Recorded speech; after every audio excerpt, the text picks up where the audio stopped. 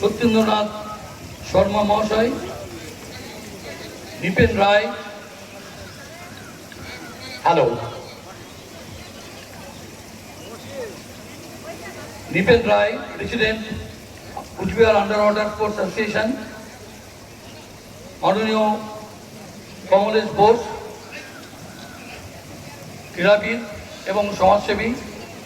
উপস্থিত আছেন চাঁদমোহন বাবু, মহকুমা ক্রীড়া সংস্থার সম্পাদক, অভিভাবকবৃন্দ, সুইমার্স, প্রশিক্ষকগণ, বিচারক বৃন্দ, সকলকে আমি swimming pool management and construction কমিটির পক্ষ থেকে আন্তরিক অভিনন্দন এবং শুভেচ্ছা জানাচ্ছি। প্রতি বছর আমরা এই সুইমিং পুলে প্রশিক্ষণরত সুইমারদের নিয়ে একটা অ্যানুয়াল ইন্ট্রামুরাল কম্পিটিশন করে থাকি। এবার আমরা একটু দেরিতে করলাম, সেপ্টেম্বর মাসে যেহেতু দুটো পুজো ছিল, সেই পুজোর জন্যই একটু এফেক্ট করে স্বাভাবিকভাবে। এবার আমরা একটু দেরিতে করছি। এই পুলে একমাত্র যারা প্রশিক্ষণ নিয়েছেন তাদেরকে নিয়ে আমরা কম্পিটিশনটা করছি। এখানে আমরা প্রত্যেকেই অংশগ্রহণ করাই, তারা তাদের পারদর্শিতা দেখান। ইভিন আমাদের অভিভাবকরা ওনারাও এই কম্পিটিশনে অংশগ্রহণ করে।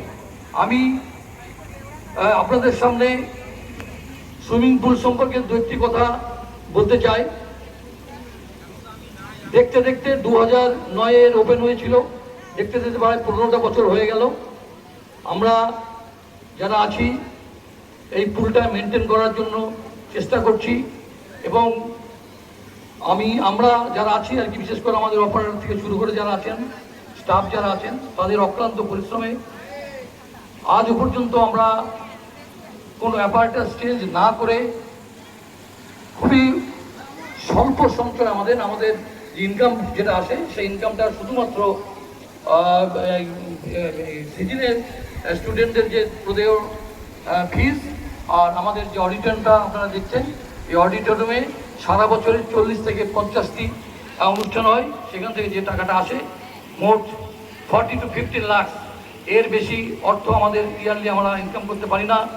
এর মধ্যেই আমরা এই পুলটা লাস্ট 5 ইয়ার্স থেকে আমরা মেনটেন করে চলছি।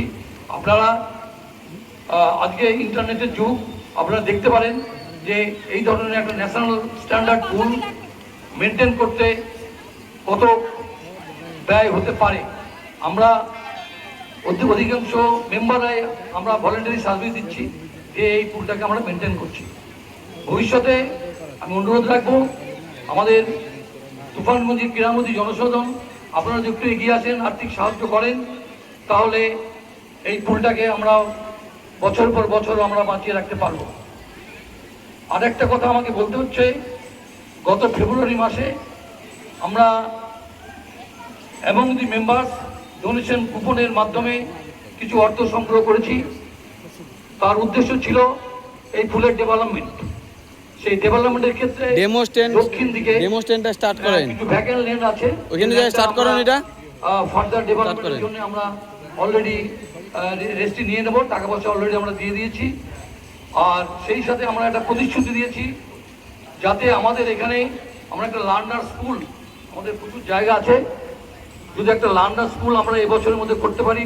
আমাদের যে উদ্যোগ আছে, আমাদের সাথে পৌরসভা প্রশাসন আছেন, ক্রীড়ামন্ত্রী জনসাধারণ আছে। আমি খুব আশাবাদী যে এবছরে আমরা অন্ততপক্ষে লার্নার স্কুলটা আমরা স্টার্ট করতে পারবো। এর সাথে আপনারা দেখছেন যে চারিদিকে বাড়ি হয়ে যাচ্ছে। আমরা গ্যালারির মাধ্যমে বা যেভাবেই হোক, হাফ কভার্ড হোক, ফুল কভার্ড হোক, তার একটা পরিকল্পনা আমরা নিয়েছি। আমরা যদি সেইভাবে উদ্যোগ নিই, আমি খুবই আশাবাদী যে আমরা হয়তো অদূর ভবিষ্যতে খুব তাড়াতাড়ি এই কাজগুলো আমরা করতে পারবো, ডেভেলপ করতে পারবো।